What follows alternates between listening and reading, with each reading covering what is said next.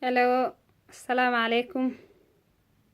Ilmaan Oromoo tahaab jirtu, tahab kibbi jirtu, tajiddi galees jirtu, akkam nagaa fayyaa nageenni hiyyini ka onnee Oromummaa irraa fumaddu. Isaniin jedha. Ara dhaamsi qabaa, dhaamsi kiyyi kana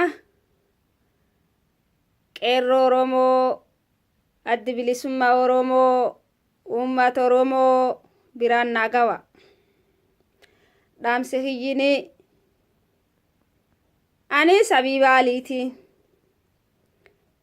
Naga qaba naga qabdu. Fayyaa qaba fayyaa qabdu.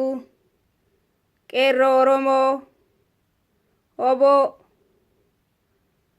waraan gooticha addi bilisummaa Oromoo kasoonii hibbaa kasoonii bahaa kasoonii dhiyaa ka jiddi galeessaa nageenni hiyyin ka onnee Oromummaa irraa isaniif maddu.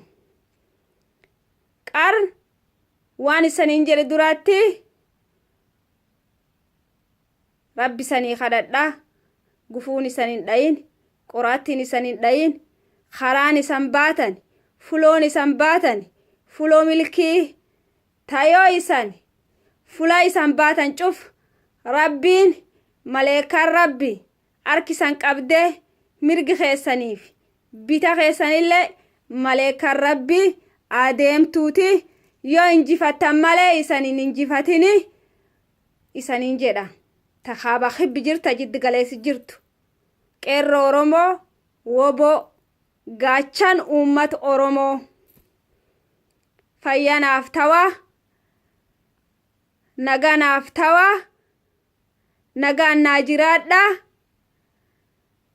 Jireenyi keessan dirree bilisummaa Finfinnee gubbaatti Rabbi wal nu haa kuttisiisu isaniin jedha. Uummati Oromootiif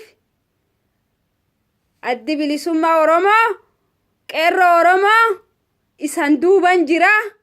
Uummati keessan yoo kaleen jireedhee diinii ololeofee waan fedhi dubbatee woboon maan hojjatee woboon kamaanii shaneen tamaanii chiinii oma lafin jiranii jettee obbidiyoon ololtuu wayyaanee dibbee afarsiteellee akka isan jirtan eenyunuyyuu hin beekaa.